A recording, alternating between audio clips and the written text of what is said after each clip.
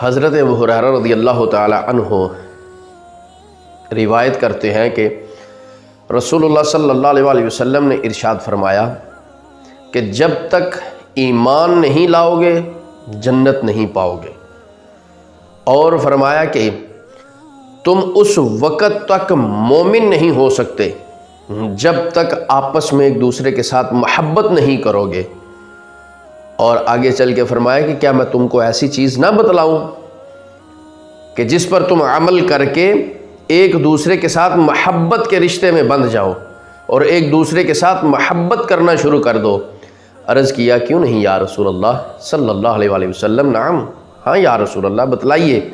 تو میرے کریم آقا صلی اللہ علیہ وآلہ وسلم نے ارشاد فرمایا کہ تم ایک دوسرے کو بکثرت سلام کیا کرو،